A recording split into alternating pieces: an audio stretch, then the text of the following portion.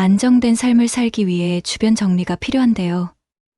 옷장, 신발장을 비록 가득 쌓여 있는 메일함까지 단지 정리만 했을 뿐인데 내 삶과 마음이 상쾌해졌다. 여러분은 이런 경험을 해보신 적 있나요? 최근 미니멀 라이프에 대한 관심이 뜨거워서 물건과 장소를 정리하고 불필요한 요소들을 하나씩 덜어내는 미니멀리즘을 실천한 이후 우울증이 없어지거나 삶의 활력을 찾았다는 사람들이 하나둘씩 늘고 있습니다. 하지만 여전히 대부분의 사람은 실제 행동으로 옮기지 못하고 있습니다. 언젠가 쓸지도 모르잖아. 못 버리겠어. 정리하고 싶은데 통 의욕이 안 생겨. 같은 핑계를 대며 정리를 미루거나 실천하지 못하는 것이죠. 이것은 모두 마음의 정리가 되어 있지 않기 때문입니다. 방 정리보다 마음의 정리가 먼저 필요한 이유입니다. 우선 물건이나 장소를 버리고 비우며 정리해야 하는 이유는 무엇일까요? 그럼 지금부터 정리의 필요성 3가지를 살펴보겠습니다.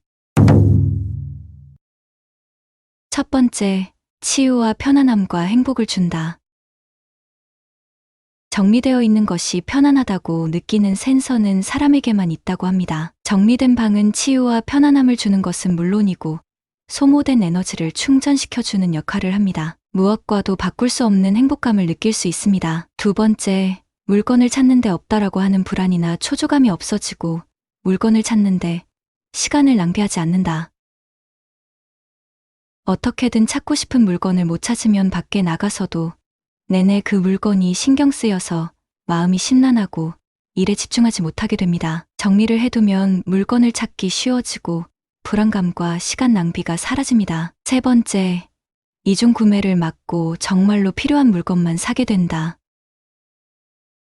정리가 잘 되어 있으면 지금 자신에게 무엇이 필요한지 알기 때문에 불필요한 물건은 아무리 싸더라도 충동 구매를 하지 않게 됩니다. 이렇게 심리적인 장점, 시간적인 장점, 금전적인 장점이 있다는 정리의 목적을 명확히 하고 나면 이제 마음 정리를 시작할 수 있는 단계에 오게 됩니다. 정리수납 전문 카운슬러는 단순히 물건과 공간을 치우고 정리하는 것이 아니라 자신에게 편안함, 긍정, 활력의 에너지를 주는 최적의 공간을 만드는 것을 정리의 목적이라고 합니다. 그럼 대체 어떤 기준으로 어떤 물건들을 정리해야 할까요? 첫 번째, 이 물건은 내 삶에 플러스가 되는 물건인가 마이너스가 되는 물건인가?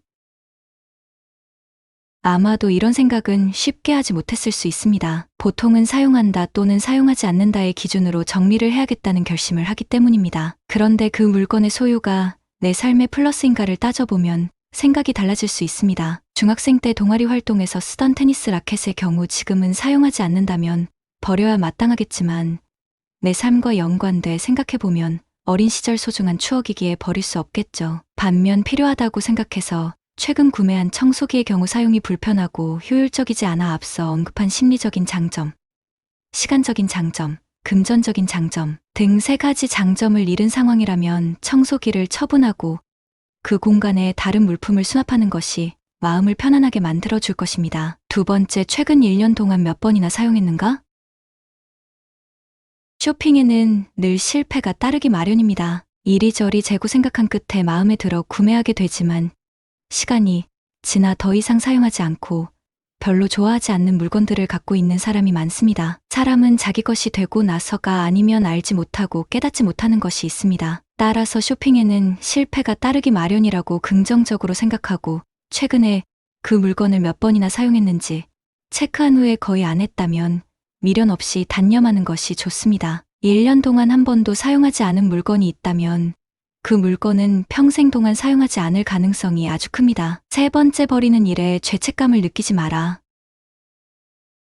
많은 사람이 물건을 버리는 일에 죄책감을 느끼고 있다고 말합니다. 사람과 사람이 만남과 이별을 되풀이하는 것과 마찬가지로 물건을 처분하는 일에 죄책감을 느낄 필요는 없습니다. 정리해서 지금 자신에게 필요한 물건만 갖는다고 벌받지 않습니다. 인연이란 신기하게도 필요한 때에 필요한 인연이 찾아와 주기도 합니다. 사람과 물건의 인연도 마찬가지입니다. 필요한 때에는 필요한 물건이 틀림없이 여러분 곁에 와줄 것이라고 믿는다면 인연이 닿아서 한때 내게로 온 물품을 처분하는 일에 그렇게 큰 의미를 두지 않아도 되는 것입니다. 네 번째, 언젠가 쓸지도 모른다고 생각하는가?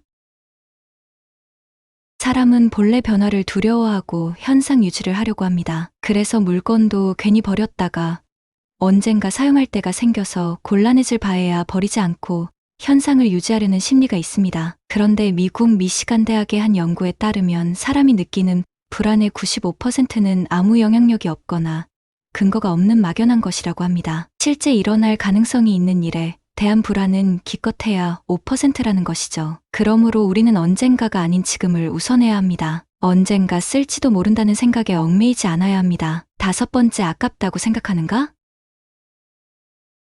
아깝다는 말의 의미는 제대로 쓰이지 못해 안타깝다, 유용하게 활용되지 못해 애석하다고 할 수 있습니다. 그래서 아까워 버리지 못한다고 하는 사람이 많습니다. 그런데 조금만 생각을 바꿔봅시다. 진짜 아까운 것은 안 쓰는 물건을 버리는 것이 아니라 아직 쓸만한데도 아무 생각 없이 다시 새 물건을 사는 것입니다. 물건을 남기든 버리든 구매한 금액은 돌아오지 않습니다. 매물 원가라고 하여 이미 지불돼 회수할 수 없는 비용인 것입니다. 그러나 우리는 이 비용을 잘 인식하지 못합니다. 이미 지불한 돈이 실패였음을 인정하고 싶지 않은 마음이 작용하는 것입니다. 오히려 언젠가 사용할 때가 오겠지라는 생각으로 복원할 때에는 수납 공간이 필요하고 관리 유지하는 노력과 비용이 들어갑니다. 남길까 버릴까를 생각할 때는 구매할 때 지불한 회수 불가능한 돈을 계산에 넣지 말고 앞으로의 미래를 생각해야 합니다. 버리고 정리하는 법만 제대로 알고 실천해도 당신의 인생은 그만큼 가벼워지고 행복해집니다. 이 영상을 통해 버리고 정리함으로써 삶의 에너지를 충전하고